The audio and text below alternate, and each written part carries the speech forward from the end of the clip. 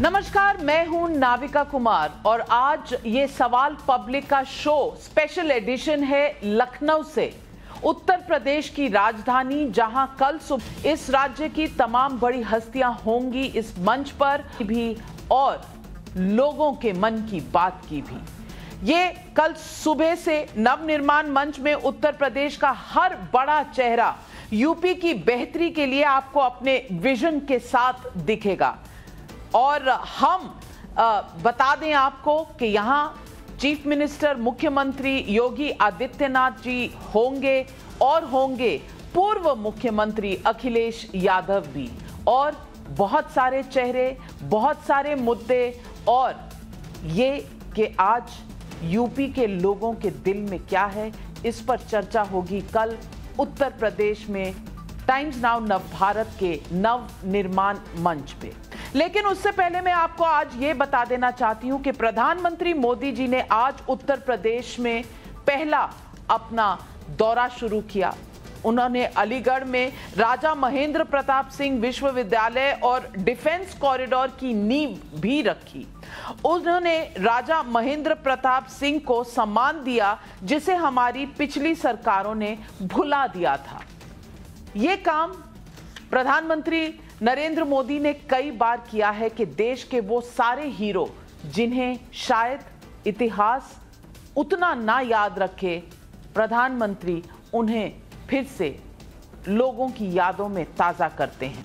अब आज के मुद्दे पर आती हूं। प्रधानमंत्री मोदी जी ने आज अलीगढ़ में मंच से मुख्यमंत्री योगी की जमकर तारीफ की और पिछली सरकारों को यूपी की बदहाली के लिए लताड़ लगाई।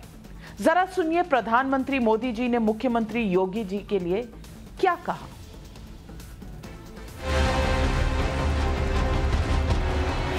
आज उत्तर प्रदेश डबल इंजन सरकार के डबल लाभ का बहुत बड़ा उदाहरण है। योगी जी और उनकी पूरी टीम ने सबका साथ, सबका विकास, सबका विश्वास के मंत्र पर चलते हुए उत्तर प्रदेश को नई भूमिका के लिए तैयार किया है।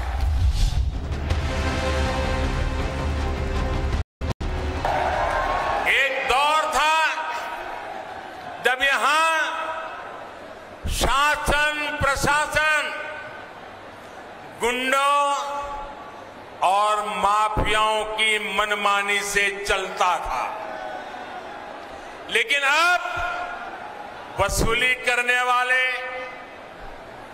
माफिया राज चलाने वाले सलाखों के पीछे हैं।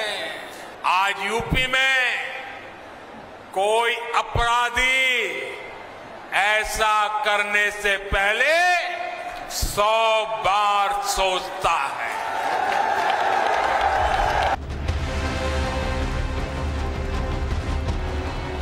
वो दिन मैं भूल नहीं सकता हूं जब 2017 से पहले गरीबों की हर योजना में यहां रोड़े अटकाए जाते थे।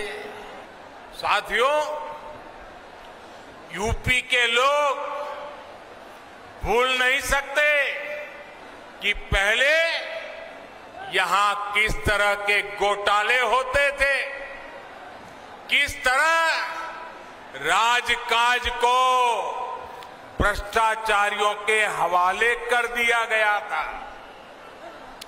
आज योगी जी की सरकार पूरी ईमानदारी से यूपी के विकास में जुटी हुई है।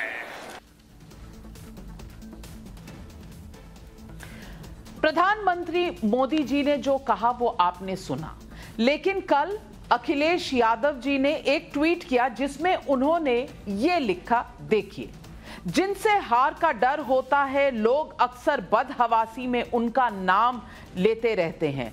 जिनको उत्तर प्रदेश में डोमिसाइल देखे बिना लादा गया था, जनता उस बोझ को हटा देगी। हो सकता है कल ही दिल्ली वाले इनकी बर्खास्तगी या बदली की खबर लेकर आ जाएं। अब अखिलेश यादव जी का इशारा शायद ये था कि गुजरात और दूसरे राज्यों में जो हुआ उसी तरह उत्तर प्रदेश में भी मुख्यमंत्री का फेस बदलने का कोई फैसला अचानक बीजेपी के उच्च स्तर पर हो सकता है। लेकिन हुआ उल्टा। आज तो प्रधानमंत्री ने मन से योगी योगी कर दिया। अब सवाल पब्लिक का ये है, गुंडागर्दी रुकी, सबका एक समान विकास हुआ, फिर योगी से दिक्कत कहां? ये सवाल पब्लिक आज पूछ रही है। योगी पर प्रधानमंत्री को फुल कॉन्फिडेंस, विपक्ष इतना नाराज क्यों? यही है आज सवाल पब्लिक का। और आज मैं आपको मेहमानों से मिलवाती हूं। आज हमारे साथ जुड़ रहे हैं शांतनु गुप्ता, पॉलिटिकल एनालिस्ट हैं, गीता भट्ट पॉलिटिकल एनालिस्ट, सुची विश्वास लीडर हैं उत्तर प्रदेश कांग्रेस की। हमारे साथ आज जुड़ रहे हैं डॉक्टर अजीज खान, नेशनल स्पोक्सपर्सन है समाजवादी पार्टी के, फैजान खान स्पोक्सपर्सन बहुजन समाज पार्टी के। पर मेरा पहला सवाल जाता है, गौरव भाटिया जी सीनियर एडवोकेट हैं और बीजेपी के प्रवक्ता हैं। गौरव भाटिया जी, मैं आपसे पूछना चाहती हूं, खलबली सी मच गई है। मैं लखनऊ में हूं, उत्तर प्रदेश में हूं, और शायद कल अखिलेश जी इशारा इस तरफ कर रहे थे कि आपने हाल ही में उत्तराखंड के मुख्यमंत्री बदले, फिर आपने गुजरात में मुख्यमंत्री बदले, तो अब क्या उत्तर प्रदेश की बारी है? कल इशारा इस तरफ था और आज उल्टा हो गया। योगी जी की पीठ भी थपथपाई, उनके नारे भी गाए और उन्हें शाबाशी भी दी। तो अब मुझे ये बताइए कि इतनी तकलीफ क्यों है ऑपोजिशन के खेमे में? योगी जी का नाम जब प्रधानमंत्री ने इतनी तारीफों के पुल बांध दिए। देखिए नाविका जी, पहले तो आप लखनऊ में हैं, हमारे शहर में है, नफासत का शहर है। और देखिए कल जो चर्चा हुई, आज जो चर्चा का मुद्दा रहा, अब्बा जान रहा। नाविका जी, कल तक जो अपने आप को मौलाना मुलायम बुलाने में बड़ा गर्व महसूस करते थे, आज उनको अब्बा जान जब कहा गया तो बड़ा अखर रहा था। और आपने बिल्कुल सही कहा, श्री नरेंद्र मोदी जी ने योगी जी की तारीफ इसलिए करी क्योंकि वो वाकई में कर्तव्य परायण, यशस्वी, पराक्रमी मुख्यमंत्री हैं। और ऐसा लग रहा है मुझे कि आजकल अखिलेश यादव जी नमाज पढ़ते हैं तो अल्लाह से यही कहते हैं कि योगी जी को तो मैं हरा नहीं पाऊंगा, किसी तरह से मेरी इज्जत बचा लीजिए। और बदला क्या, ये पूरे देश की जनता जरूर सुनना चाहेगी। देखिए, सपा के समय में पुलिस होती थी तो आजम खां की भैंसे ढूंढने के लिए उन्हें भेजा जाता था। आज पुलिस ने मुख्तार अंसारी और अतीक अहमद को जेल की सलाखों में डाल दिया है। जब सपा की सरकार थी तो दंगे होते थे, मुजफ्फरनगर दंगे हुए, अखिलेश यादव ऋतिक रोशन का डांस देख रहे थे। लेकिन आज दंगे नहीं होते हैं, विकास होता है उत्तर प्रदेश में। जब सपा की सरकार थी तो लोग कहते थे 5.5 मुख्यमंत्री हैं, तो लोग हंस के पूछते थे आधा मुख्यमंत्री कौन है, तो कहते थे अखिलेश यादव। आज क्या हो गया है, आज एक मुख्यमंत्री इतना ताकत है कि सपा के 5.5 मुख्यमंत्री के बराबर है। बदला क्या है, अखिलेश यादव अपने परिवार को नहीं संभाल पाते थे, मुलायम सिंह यादव जी नाराज हो गए थे, कुर्सी से हटा दिया अखिलेश यादव जी ने। आज योगी जी ने पूरे प्रदेश की जनता को अपना परिवार समझ लिया है। बदला क्या है, अंत करूंगा इस पे। मुख्यमंत्री सरकारी बंगला छोड़ता था, 200 रुपए की टोटी चुरा के भाग जाता था। आज योगी जी ने अपने निजी धन में से भव्य राम मंदिर के लिए चंदा दिया है, समर्पण है। ये बदला है उत्तर प्रदेश में। इसीलिए डंके की चोट पे आपके कार्यक्रम पे कहते हैं पुनः भारतीय जनता पार्टी की सरकार आएगी और पिछली बार से ज्यादा सीटों से आएगी। धन्यवाद। मैं अजीज खान साहब से पूछना चाहती हूँ। अजीज खान साहब, कहीं ना कहीं फैक्ट्स जरूरी होते हैं इस चर्चा के लिए, और फैक्ट्स मैं आपको बता दूं। यूपी का बजट 2017 में 2 लाख करोड़ रुपए था, 2019 में ये बढ़कर 5 लाख करोड़ हो गया। यूपी की इकोनॉमी 5वीं नंबर पे थी देश में, अब दूसरी नंबर है 2019 के आंकड़ों के हिसाब से। 2017 में 49,000 करोड़ वैट की कलेक्शन थी और 12,000 करोड़ एक्साइज की कलेक्शन थी। अब 50,000 करोड़ है वैट की कलेक्शन और 3 गुना ज्यादा 36,000 करोड़ है एक्साइज की कलेक्शन। बढ़ा है कारोबार तभी इतनी टैक्स कलेक्ट हो रही है, बढ़ा है लोगों का साथ इसीलिए बजट बढ़ा है। क्या आप यूपी के लोगों के लिए खुश नहीं हैं इन आंकड़ों से? देखिए नाविका जी, अभी मैं गौरव को सुन रहा था। उनको शर्म नहीं आती है कि आज उस नेता के लिए ये अपशब्दों का इस्तेमाल कर रहे हैं। इनकी हैसियत नहीं रही ये पार्षद का चुनाव जीत जाए। समाजवादी पार्टी ने इनके बाप को और इनको यहाँ इस मुकाम तक पहुंचाया। शर्म नहीं आती है नेशनल चैनल पे बैठ करके अपशब्दों का इस्तेमाल करते हैं। ये डिबेट कर रहे हैं, ये बदतमीजी कर रहे हैं। इनको शर्म नहीं आ रही, इनको रोकिए पहले, आप मुझे बात रखने दीजिए और शर्म करिए। तमीज नहीं है बात करने का। आप नेशनल चैनल में किस तरह शब्दों की बात करते हैं? अरे चोरी आपने किया, आपके बाप ने किया, आप चोरी की बातें करते हो। आप डिबेट करने आए और डिबेट में बहुत सभ्यता से बात करिए, सभ्यता का इस्तेमाल करिए। अजीज खान साहब, एक मिनट अजीज खान साहब, हम शायद इस पैनल पे बैठे हुए सब लोग अपनी लड़ाई लड़े तो बेहतर होगा। हम सब अपने माता पिता को बीच में ले आएंगे तो शायद लखनऊ जो तहजीब का शहर है, लखनऊ जो नफासत का शहर है, शायद उसकी शान में गुस्ताखी होगी अगर हम अपने पूर्वजों को, पिता माता को बीच में घसीटे। तो पिता माता को रहने दीजिए, अपनी बात करिए, आज की बात करिए, आज की राजनीति की बात करिए। देखिए आपका शो बहुत ही बेहतरीन शो और देश इसको देखता है, बड़ी गंभीरता से देखता है। अभी इन्होंने कहा साहब किस का तमाम उल्टे सीधे नाम लिए। मैं बताऊं, माननीय मोदी जी के बारे में थोड़ा दो शब्द मैं बोल दूं, फिर मैं मुद्दे पे आऊं। साहब वही माननीय मोदी जी हैं जिनके गुरु थे केशव भाई पटेल जी।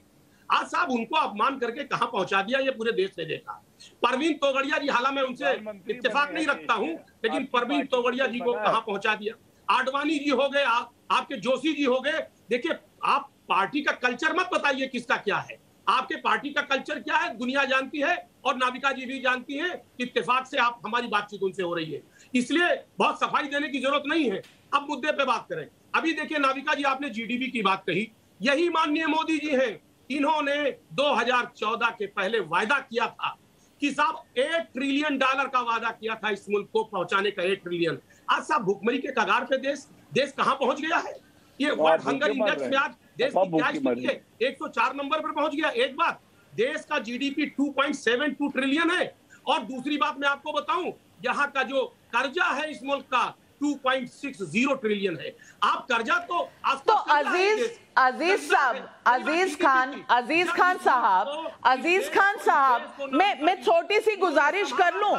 अरे आप मुख्यमंत्री का चुनाव लड़ने जा रहे हैं या प्रधानमंत्री का चुनाव, और आप जो आंकड़े गिना रहे हैं जीडीपी के नेशनल लेवल के, वो तो पूरी दुनिया में इकोनॉमिक स्लोडाउन हुआ, कोविड का असर हुआ। और तीसरी बात ये, उत्तर प्रदेश पे आपके पास कोई जवाब नहीं है, तो इसलिए आप निकल चले अब नेशनल नंबर्स पर। उत्तर प्रदेश की अगर मैं बात करूं तो 1000 करोड़ का कोविड केयर फंड शुरू किया और WHO ने उत्तर प्रदेश की तारीफ की। उत्तर प्रदेश में 10 देशों से 40 नए निवेश के 45,000 करोड़ रुपयों का प्रस्ताव आया है। और आप कोविड के नंबर देख रहे हैं तो साथ में वैक्सीनेशन के नंबर भी देख लीजिए। शायद उत्तर प्रदेश ने जितने वैक्सीनेशन लगाए हैं किसी और राज्य ने लगाए नहीं है। तो अजीज खान साहब, मुद्दों के बात जब करते हैं तो आंकड़े झूठ नहीं बोलते, और ये आंकड़े बताते हैं कि योगी जी ने क्या किया है। अब इस पर क्या जवाब है समाजवादी पार्टी का, ये तो बताइए। बस मैं उसी मुद्दे पे, अभी आपने इंजेक्शन की बात की, आपने वैक्सीनेशन की बात की। मैं नाविका जी बताऊं, आप पूरे देश में लोगों को बुलाती हैं और डिबेट करती हैं केरला और महाराष्ट्र में वैक्सीनेशन की क्या पोजीशन है, दूसरे प्रदेशों में वैक्सीनेशन की क्या पोजीशन है। उत्तर प्रदेश से ज्यादा वैक्सीनेशन हुआ है। आज वैक्सीनेशन जो उत्तर प्रदेश में हुआ है वो सबसे कम हुआ है। आप डबल डोज का जरा आंकड़ा दे दें, क्या डबल डोज कितना लगा है? एक बात। दूसरी बात मैं आपको बताना चाहूंगा कि साहब यही उत्तर प्रदेश हमारे पास फैक्ट चेकिंग, हमारी टीम कह रही है कि फैक्ट चेकिंग में कहीं ना कहीं कोई प्रॉब्लम है, फैक्ट चेकिंग में प्रॉब्लम है। मैं आपको लाई डिटेक्टर टेस्ट के घेरे में डाल रही हूं। फैक्ट चेक टीम, हमारी टीम चेक कर रही है फैक्ट्स कि किस राज्य में कितने आज तक लगे हैं वैक्सीनेशन। तब तक आप रहेंगे लाई डिटेक्टर टेस्ट के घेरे में। लेकिन मैं पूछना चाहती हूं, और ये सवाल मैं पूछती हूं सुची विश्वास से भी। सुची विश्वास जी, मैं आपसे पूछूंगी, यूपी में क्राइम कंट्रोल, बाहुबलियों की 1500 करोड़ की संपत्ति जब्त की है योगी आदित्यनाथ ने। बाहुबलियों की संपत्ति गरीब कल्याण में लगाई गई। क्राइम पहले की तुलना से कम हुए हैं और ये एनसीआरबी का डेटा बताता है। सांप्रदायिक दंगों में पहले की तुलना से कमी हुई है। अगर हम और देखें तो हम आपको ये बता सकते हैं कि यूपी में कम से कम 2016-17 से 20-21 के बीच प्रदेश में 30 नए मेडिकल कॉलेजों की स्थापना हुई है। 2 नए एम्स गोरखपुर व रायबरेली में आए हैं।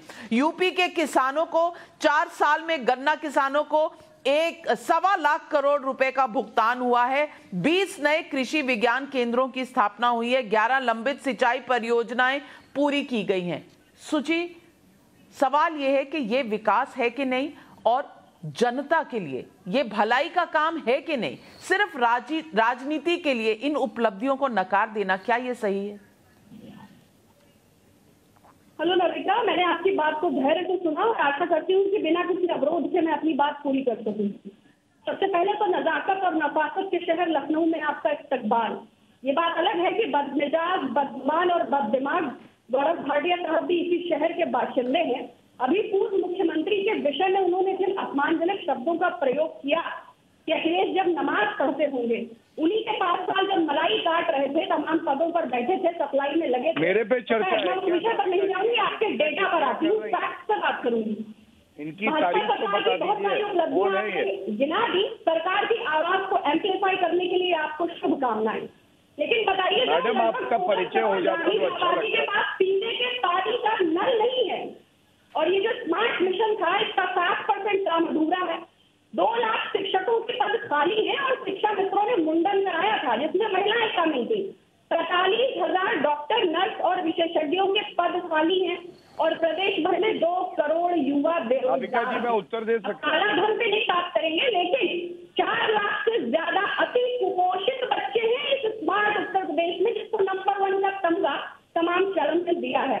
मातृत्व की दर 197 में सबसे ऊपर 2 राज्यों में, शिक्षा और स्वास्थ्य के मामले में सबसे निचले पायदान पे है। और हाथरस कांड में हिंदू धर्म के नियमों के अनुसार रात में 2:30 बजे जिस पीड़िता का शव का दाह किया था, वो न याद हो तो पुलिस शहर की पत्नी का जो नामांकन कराया भाटिया का आपको याद होगा।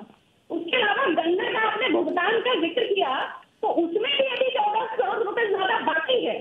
तो ये जो फर्जी दावे, झूठे आंकड़े और फोटोशॉप करी हुई बंगाल की तस्वीरें चल रही हैं, तो ध्रुवीकरण के अतिरिक्त उत्तर प्रदेश की योगी आदित्यनाथ सरकार के पास कोई उपलब्धि नहीं है। ये फोटोशॉप वाली सरकार है। गूगल प्ले स्टोर से मेडिकल स्टोर डाउनलोड करते हैं। एयरपोर्ट को चाहे रेल हो, चाहे बेल हो, चाहे गेल हो, चाहे HAL हो, पीएम कहकर चंदा खा रहे, राफेल में दलाली करी और उत्तर प्रदेश की 23 करोड़। विश्वास जी, मेरे पास जवाब आ गया है। मेरी फैक्ट चेक टीम ने चेक कर लिया है। इस वक्त अजीज खान साहब ने, डॉक्टर अजीज खान साहब ने एक वक्तव्य दिया था जिसमें कहा था कि उनसे उत्तर प्रदेश से ज्यादा केरला और महाराष्ट्र में वैक्सीनेशन लगे हैं। भाई मैं आपको बता दूं, आपका फैक्ट गलत है। आप लाई डिटेक्टर टेस्ट में अजीज खान साहब फेल हो गए हैं, क्योंकि 3.18 करोड़ वैक्सीनेशन केरला में लगे हैं, 6.5 करोड़ से ज्यादा लगे हैं उत्तर प्रदेश में। आंकड़ों को मिलाने के लिए मुझे, मेरे ख्याल से इससे ज्यादा कहने की जरूरत नहीं है। आप भी समझ गए होंगे, दर्शक भी समझ गए हैं कि उत्तर प्रदेश की जितनी वैक्सीनेशन रेट है शायद किसी और राज्य की नहीं है। तो गलत फैक्ट, कम से कम सवाल पब्लिक का शो पर अलाउड नहीं है, क्योंकि पब्लिक का हक है कि वो सही चीजें जाने और कोई भी उन्हें गुमराह ना करे। लेकिन शांतनु गुप्ता जी के पास मैं जाती हूं। गौरव जी, मैं आपको बिल्कुल रिबट करने का टाइम दूंगी, लेकिन शांतनु जी वेट कर रहे हैं, पहले उनके पास जाऊंगी। शांतनु जी, सुचि विश्वास का कहना है कि टीचरों को नौकरी नहीं मिल रही, पद खाली पड़े हैं, लेकिन इन्हें ये नहीं पता कि मदरसों में एनसीईआरटी का सिलेबस लग चुका है। मदरसे आधुनिकीकरण पर कम से कम 450 करोड़ रुपए खर्च किए गए हैं। अल्पसंख्यक छात्रवृत्ति के लिए 850 करोड़ रुपए खर्च किए गए हैं। लखनऊ में मौलाना आजाद नेशनल उर्दू यूनिवर्सिटी के लिए जमीन दी गई है। गरीब मुस्लिम लड़कियों की शादी के लिए योजना बनाई गई है। 1 डिस्ट्रिक्ट 1 प्रोडक्ट योजना में अल्पसंख्यकों के हुनर का सम्मान किया गया है। हम बात कर सकते हैं कि हमारा ग्लास आधा फुल है कि आधा खाली है। शायद ऑपोजिशन और विपक्ष आधा खाली देखता है, ये आधा जो भरा हुआ है उसे क्यों नहीं देखता? शांतनु जी। नाविका जी, 1.5 महीने पहले हम लोग डिबेट पे आए थे आपके इंग्लिश चैनल में, और बात हो रही थी कि ऐसी एक अफवाह है कि नरेंद्र मोदी और योगी के बीच में कुछ तनातनी चल रही है। ऐसी एक न्यूज क्रिएट करी गई प्लूटियंस मीडिया में, और नरेंद्र मोदी ने आज जब योगी जी की सामने से तथ्यवाद तारीफ करी तो बहुत लोगों के किले ढह गए हैं। इसलिए आई थिंक ये जो मन में खुसक खुसक हो रही है, इसलिए हो रही है। देखिए, हो क्यों ना कि 2017 में उत्तर प्रदेश से आता हूँ, बरेली का मेरा जन्म है, मेरी 3 किताबें उत्तर प्रदेश में है, तो मैं एक डेटा को बिल्कुल डेली ऑब्जर्व करता हूँ। 2017 में उत्तर प्रदेश केवल एक चीज में नंबर 1 था, वो था क्राइम। और माना भी जाता था, उत्तर प्रदेश की बॉलीवुड में मूवीज बनती थी जो क्राइम के ऊपर बनती थी। यार, आज का Uttar Pradesh ease of doing business में नंबर 2 पे है, जीएसडी पे नंबर 2 पे है, गन्ना उत्पादन पे नंबर 1 पे है। ऐसे आंकड़े जो आप सोच भी नहीं सकते थे। आप कहते हैं कोरोना, WHO तारीफ करता है 5 ट्वीट करके, यूनिसेफ तारीफ करता है, नीति आयोग ट्वीट करता है, यहाँ तक कि ऑस्ट्रेलिया के मेंबर ऑफ पार्लियामेंट ट्वीट करते हैं। तो ये सब नहीं पच पा रहा है। पहले क्या होती थी, आतिक अहमद, मुख्तार अंसारी, इन लोग जिनको जेल में होना चाहिए था, ये संसद में होते थे, विधानसभा में होते थे। अब लोग ये लोग सब वहां पे है जहां होना चाहिए। देखिए, अखिलेश यादव इस समय सांसद हैं, उनकी एज ए सांसद आपको पता है उनकी अटेंडेंस कितनी है? पूरी 17वीं लोकसभा में गौरव भाई, अखिलेश यादव आपके पुराने मित्र की अटेंडेंस केवल 36% है।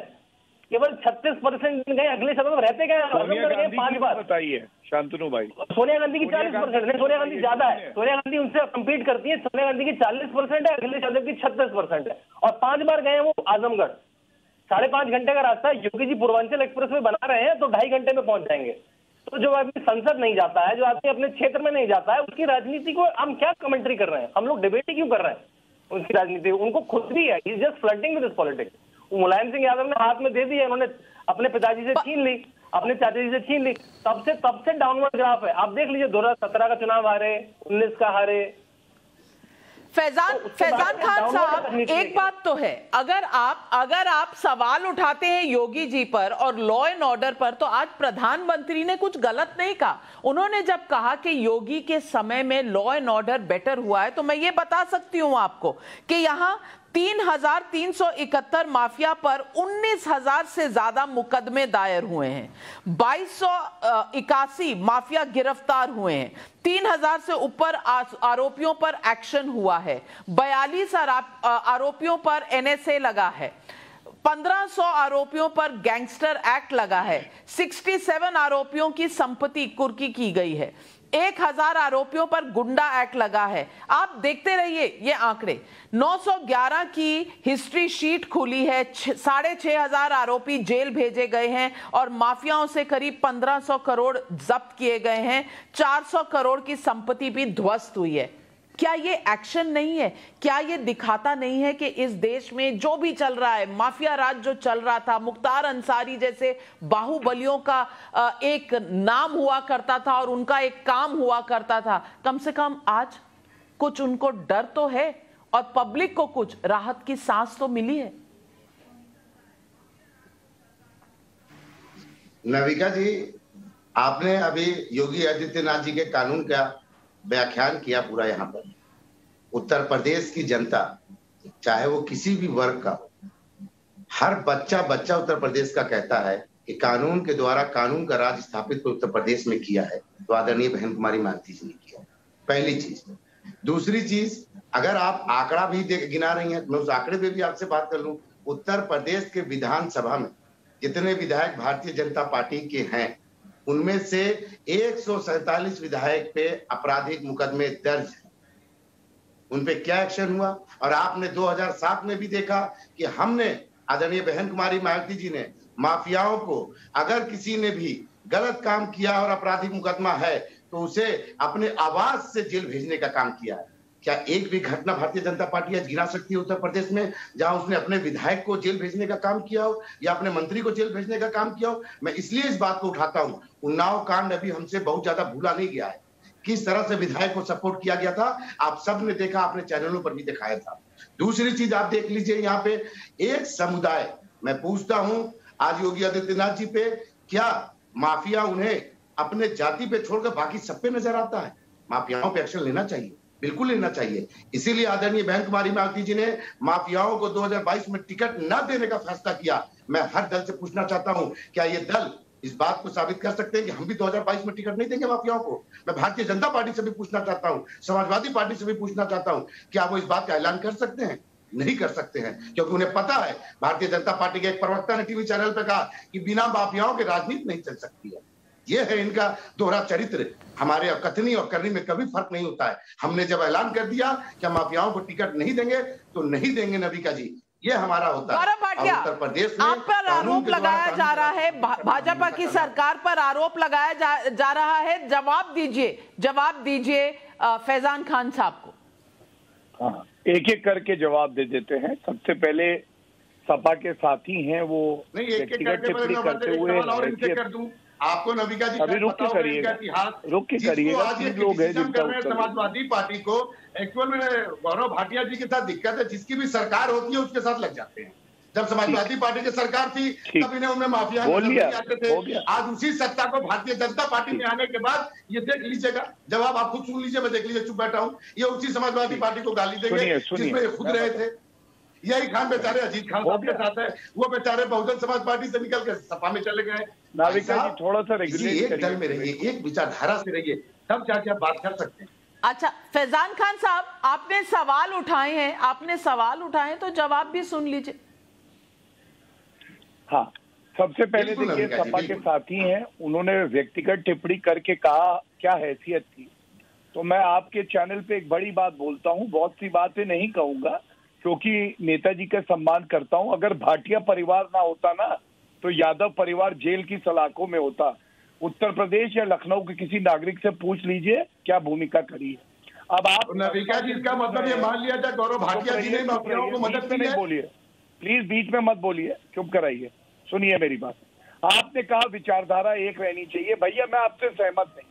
मेरे हाथ में सपा का मैनिफेस्टो है। इन्होंने कहा कि आतंकवादी अगर मुस्लिम युवा होंगे तो मुकदमे वापस लेंगे। ऐसी जो विचारधारा इस पे थूकते हैं जो देश के खिलाफ जाए।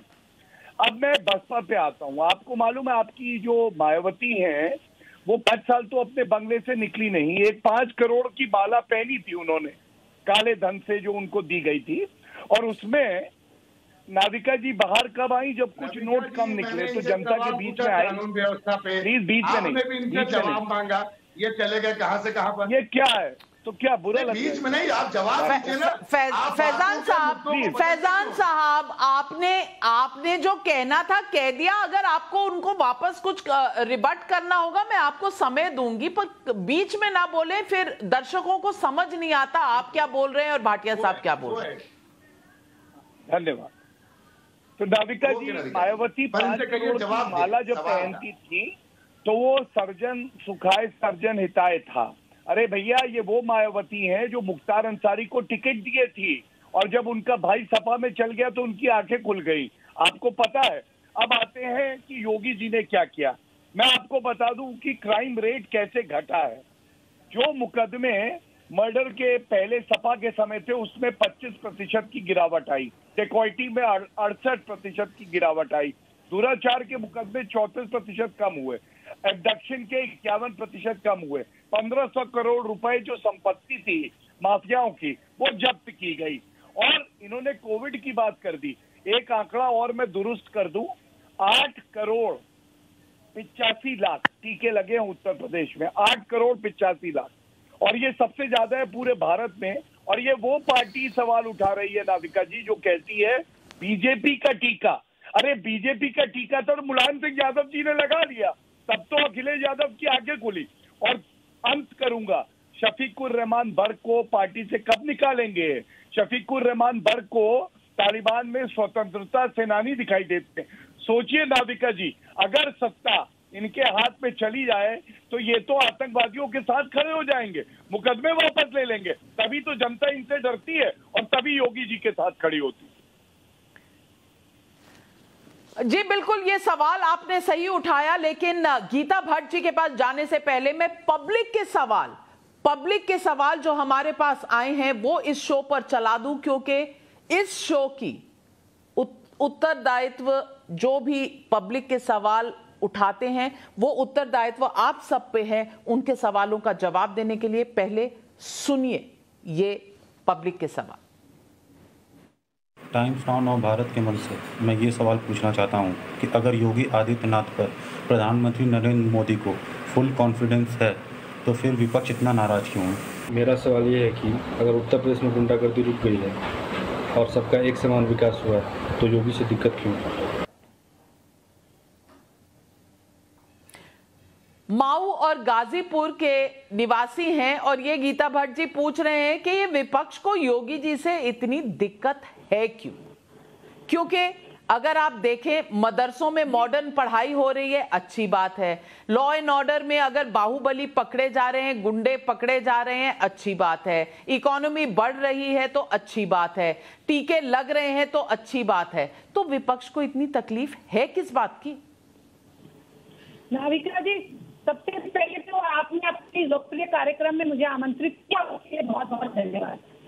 आज जो विपक्ष इस बात से इतना परेशान है और इतना ज्यादा दिक्कत में है कि योगी आदित्यनाथ की सरकार आने के बाद पिछले 4 वर्ष देखें नाविका जी, तो 41 नए पुलिस स्टेशन बनाए गए हैं। उसके कारण यही है क्योंकि वक्ताओं ने भी कहा जो कानून व्यवस्था की सबसे बड़ी चुनौती थी उत्तर प्रदेश में, लगभग 24 करोड़ लोगों का जो प्रदेश है उसमें जो जिस प्रकार कानून व्यवस्था थी उसको दुरुस्त करने के लिए जो कदम योगी सरकार ने उठाए हैं उसके लिए, उससे पहले जो बदहाली थी वो अभी भाटिया जी ने भी बताई और बाकी प्रवक्ताओं ने भी, शांतनु जी ने भी इस विषय में जानकारी दी है। उसको दुरुस्त करने के लिए ये कदम उठाया गया।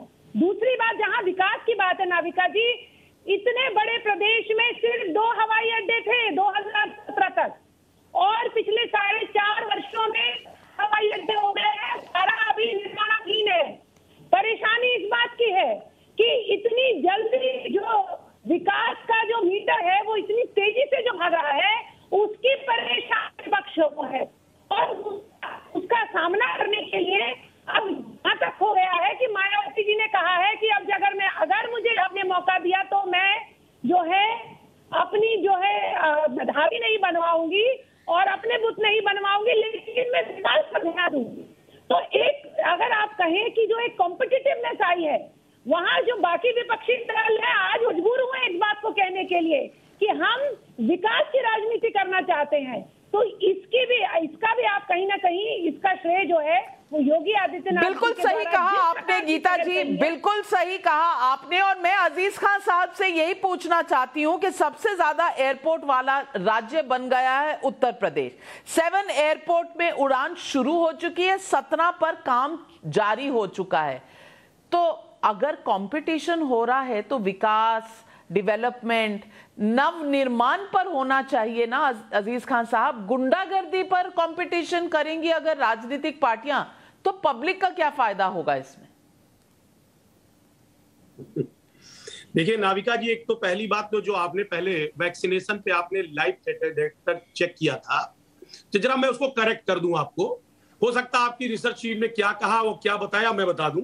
मैंने जो आपको बताया था कि उत्तर प्रदेश में जो वैक्सीनेशन हुआ है वो सबसे कम % में हुआ है। और अभी आप चेक कर ले, उत्तर प्रदेश का जो वैक्सीनेशन का % है वो फर्स्ट डोज है 30% और सेकंड डोज है 9%। केरला का है फर्स्ट डोज 45% और सेकंड डोज 16%।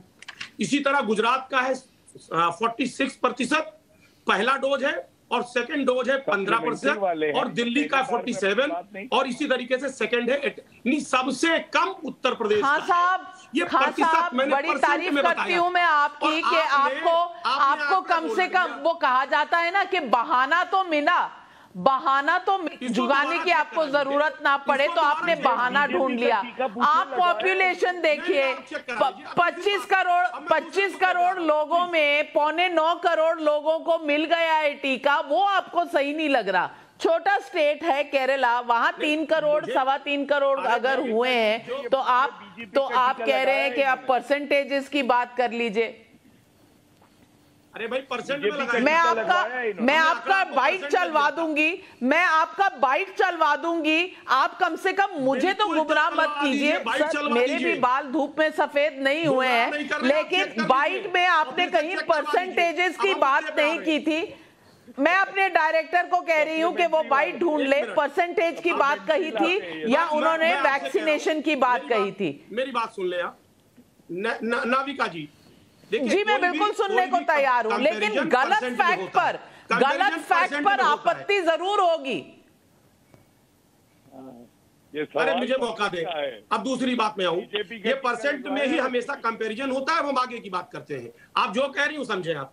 देखिए अभी इन्होंने 2-3 बातें अभी कहा। सर जब इलेक्शन करने जाते हैं, जब इलेक्शन में भाग लेते हैं, नहीं अजीज खान साहब जब इलेक्शन में भाग लेते हैं तो परसेंटेज वोट पे आप इलेक्शन जीतते हैं या नंबर ऑफ सीट्स पे जीतते हैं? किस पर जीतते हैं इलेक्शन? देखिए परसेंटेज ऑफ वोट्स पर आप किसी देश से आंकड़ा निकालेंगे, किसी प्रदेश का आंकड़ा निकालेंगे, किसी देश का आंकड़ा निकालेंगे, किसी प्रदेश का आंकड़ा निकालेंगे तो परसेंट पे निकलता है। अब इजराइल में बहुत कम संख्या है, इजराइल में कम जनसंख्या है, इंडिया में ज्यादा जनसंख्या है, तो आप किसी चीज को अगर निकालेंगे, कंपैरिजन करेंगे तो परसेंट में कंपैरिजन करेंगे। ये थोड़ी होगा संख्या पे कंपैरिजन करेंगे, ऐसा नहीं होता। नाविका जी मैं दूसरे मुद्दे पे आना चाह रहा हूं, टाइम नहीं वेस्ट करना। तो इस बार गौरव भाटिया जी चुनाव आयोग को चिट्ठी लिख दीजिए, परसेंटेज पर असेंबली इलेक्शन में डिसाइड होना चाहिए, सीटों की जरूरत ही नहीं पड़ेगी। नहीं नाविका जी, मेरे 2 सवाल हैं पहले भैया से। हमारे सपा के भैया हैं टूटी साइकिल वाले, सुनिए मेरी बात, सुनिए दोनों सवाल तो सुनिए। पहली बात तो बीजेपी का टीका मुलायम सिंह जी ने तो लगवा लिया, आपने लगवाया, अखिलेश यादव ने लगवाया या नहीं? और परसेंटेज की बात कर रहे हैं भैया, तो ये भी बता दो पूरे विश्व में सबसे कम परसेंटेज मामले और जो दुखद मौतें हुई हैं वो भारत में है, तो परसेंटेज से चलोगे या उसमें जो है फिगर से चलोगे? लेकिन नाविका आपके शो में मुझसे कांग्रेस की प्रवक्ता नाराज हो गई क्योंकि उनके बारे में मैंने जिक्र नहीं किया, तो मैं उनके बारे में भी जिक्र करना चाहूंगा आपकी अनुमति से। कांग्रेस पार्टी की लड़ाई नाविका जी मेरी बात कंप्लीट नहीं हुई, बीच में गौरव जी आ गए, मुझे मौका दे प्लीज। चलिए आप बोलिए मेरे भैया, बताइए बीजेपी का टीका नहीं हो पाई थी, बोलिए आपकी बात।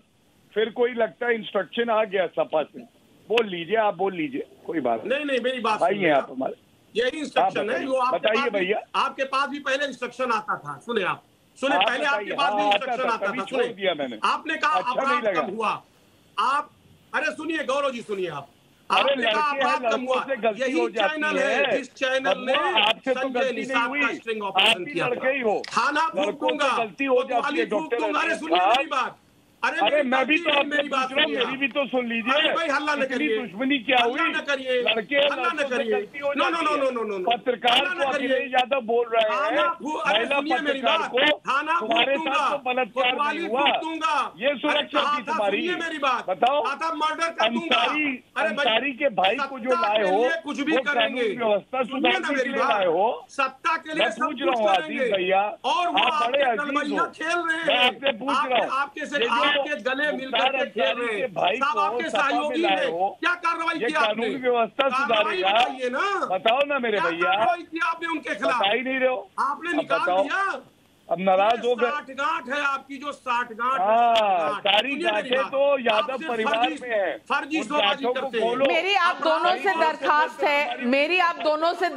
है, मैं दोनों से दरखास्त कर रही हूं कि ये शो का नाम है सवाल पब्लिक का, पब्लिक की बातें करिए, आपस में पर्सनल पॉइंट स्कोर करके कोई फायदा नहीं है, क्योंकि आप राजनीति में हैं, आप कहने को पब्लिक की सेवा में है, तो पब्लिक के मतलब की बात करिए। आपस में एक दूसरे की नोकझोंक कभी घर पर कर लीजिएगा। लखनऊ नाविका जी मुझे अपनी बात को रखने का मौका दे प्लीज, मुझे अपनी बात रखने का मौका दे। आप पिछले 3 मिनट से बोल रहे हैं, मैंने तो आपको रोका भी नहीं। चलिए तो आप साइड ट्रैक मत होइए ना, आप अपने एजेंडे पर रहिए। मैं एजेंडे पे हूं नाविका जी, लेकिन चूंकि बीच में गौरव भाटिया बीच में आ जाते हैं इसलिए डिस्टर्बेंस पैदा होता है। मैं अपराध का आंकड़ा दे रहा था, उत्तर प्रदेश में अपराध का आंकड़ा दे रहा था। अभी आपके सम्मानित चैनल ने स्ट्रिंग ऑपरेशन किया, संजय निषाद जी को पोल खोला, कहा थाना फूंक दूंगा, घर फूंक दूंगा, कोतवाली फूंक दूंगा, दंगा करवा दूंगा, हमें चुनाव जीतना है। के साथ जाएंगे या नहीं जाएंगे? और हुआ क्या? हुआ क्या? अरे सुनिए, बीच में बोलिए मत, हल्ला मत करिए। राहुल गांधी के साथ आपने उनके खिलाफ क्या कार्रवाई की? आप तो राहुल गांधी के साथ आप तो गलवैया खेल रहे हैं। एक बात, और रही बात आपने अपराध की बात, आपको सुप्रीम कोर्ट ने भी आपको वार्निंग दिया, लगातार तमाम फेक इनकाउंटर के निर्दोषों को मरवा दिया, निर्दोषों को मरवा दिया, के साथ दुराचार किया। 2 जुलाई 18 को चेक कर लीजिए, सुप्रीम कोर्ट ने सवाल मैं पूछना चाहती हूँ सुच्ची विश्वास से। सुच्ची विश्वास जी, आपने अखिलेश यादव के साथ जाके देख लिया, दाल नहीं गली। आपने अकेले चुनाव लड़ा, दाल नहीं गली। आपके हर प्रदेश में कहीं ना कहीं कोई ना कोई झगड़ा है ही, राजस्थान से लेकर पंजाब में, पंजाब से लेकर छत्तीसगढ़ में सुलझ कुछ रहा नहीं है। उलझी हुई जो तारे हैं वो आप सीधा कर नहीं पा रहे। आप उत्तर प्रदेश में जनता को क्या दे सकते हैं? कम से कम ये तो बताइए। आप हर किसी को तो आप क्रिटिसाइज कर देते हैं, आपका एजेंडा क्या है? आप क्या यहाँ करके देंगे लोगों को जो आपने इतने सालों में नहीं करके दिया? उसका एजेंडा बताइए। थैंक यू लविका, 40 मिनट में सिर्फ 2 मिनट मिला था। Thank you for giving me another 2 minute. तो पहली चीज तो ये कि हाथी के गले में कमल गट्टे की माला है, अतः जो बसपा का भी विवाद हो रहा था उस पर कुछ कहने की आवश्यकता नहीं।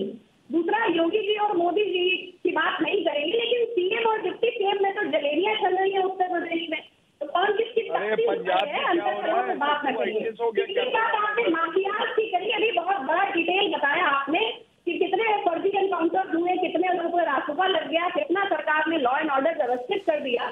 महिलाओं की सुरक्षा पर आपसे 2 ही बिंदु कहूंगी कि ये विधानसभा में भाजपा के 114 विधायकों पर गंभीर आपराधिक मुकदमे हैं।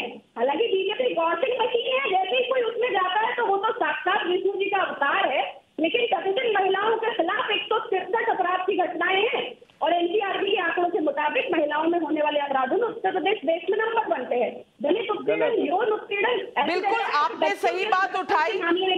अपराध कम होना चाहिए राजनीति में, अपराध कम होना चाहिए राजनीति में, और जो जनता के प्रतिनिधि होते हैं उनमें तो बिल्कुल नहीं होना चाहिए। लेकिन मैं आपसे पूछना चाहती हूँ सुची जी कि पंजाब में, छत्तीसगढ़ में आपके ऐसे कई विधायक हैं जो टैक्स भी नहीं पे करते, जनता की टैक्स कलेक्शन में से अपने टैक्स की रीइंबर्समेंट लेते हैं। आपका भी तो कहीं जमीर बोलना चाहिए ना। अगर आप दूसरों के जमीर को बुलवा रही हैं तो कहीं इस पर भी एक्शन लीजिए। लेकिन प्रियंका वाड्रा गई क्यों नहीं साकीना का? लेकिन मैं इस वक्त वापस लौट रही हूं। डॉक्टर अजीज खान ने मुझे चैलेंज किया था और कहा था कि उन्होंने वैक्सीनेशन के मामलों में परसेंटेज की बात की थी और हमने अब वो बाइट निकाल ली है। बाइट सुनिए, इन्होंने इसी प्रोग्राम में कुछ मिनट पहले क्या कहा था। हमको जो कटघरे में खड़ा करना चाह रहे हैं वो खुद क्या कहते हैं, पहले सुन लीजिए। आज वैक्सीनेशन जो उत्तर प्रदेश में हुआ है वो सबसे कम हुआ है। आप डबल डोज का जरा आंकड़ा दे दें, क्या डबल डोज कितना लगा है? एक बात, आज वैक्सीनेशन जो उत्तर प्रदेश में हुआ है वो सबसे कम हुआ है।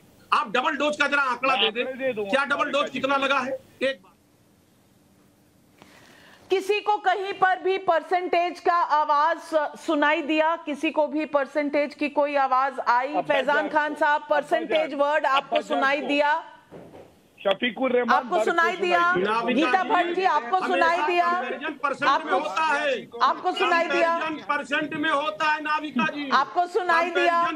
नहीं, आपने मुझे गलत बताया था। आपने कहा था हमारा लाई डिटेक्टर टेस्ट गलत है। शांतनु गुप्ता जी, परसेंटेज लफ्ज कहीं पर आपको सुनाई दिया या नहीं? सवाल सिर्फ इतना है आज का। परसेंटेज बोला था या नहीं? वो डेटा जब उनका मनाएगा एब्सोल्यूट नंबर मिलेंगे, जब उनका मनाएगा वो परसेंटेज मिलेंगे। उनको बेसिकली डेटा की क्रिएटिविटी करनी है कि जब वो चाहेंगे एब्सोल्यूट नंबर मिलेंगे, जब वो लाएंगे। अजीज खान साहब, हमेशा कंपैरिजन परसेंटेज में होता है। अजीज खान साहब, गुस्ताखी माफ। या तो चैलेंज मत करिए, चैलेंज करिए तो फिर चैलेंज में जो हम दोबारा आप ही की आवाज आपको भी और जनता को भी सुनाए तो फिर उसे मान लीजिए, क्योंकि इसमें ना कहीं ऊपर ना कहीं नीचे, इसमें कोई गुंजाइश नहीं है। और आज मैं ये कहना चाहती हूं, पब्लिक है, जो जनता है, वो चाहती है विकास का काम हो, उनकी जिंदगियां बेहतर बने। इसी बात पर, इसी मुद्दे पर होने चाहिए चुनाव। अब आप देखिए, चाहे मुद्दा हो लॉ एंड ऑर्डर का, चाहे मुद्दा हो निवेश का, चाहे मुद्दा हो जीडीपी का, चाहे मुद्दा हो इकोनॉमिक ग्रोथ का, क्या दूसरी पार्टियां योगी जी को इसी पर चैलेंज कर कर ये चुनाव लड़ सकती हैं? अगर वो इससे भी बेहतर करें तो शायद जनता उससे खुश हो। लेकिन इन आंकड़ों से जलने से शायद कोई भी मुश्किल हल नहीं होगी। जनता चाहती है काम, काम पर होना चाहिए वोट, और विपक्ष को जानना पड़ेगा कि मुद्दा अगर यही रहे तो शायद उनके लिए भी और जनता के लिए भी बेहतर होगा। इसीलिए इस रेस में कौन बनेगा मुख्यमंत्री, कौन सी राजनीतिक पार्टी जीतेगी, ये सिर्फ काम से तय करना होना चाहिए, बातों से नहीं। मेरे साथ सवाल पब्लिक शो पर जुड़ने के लिए आप सबका बहुत बहुत धन्यवाद। आपसे लेती हूं इजाजत, लेकिन खबरों का सिलसिला जारी रहेगा।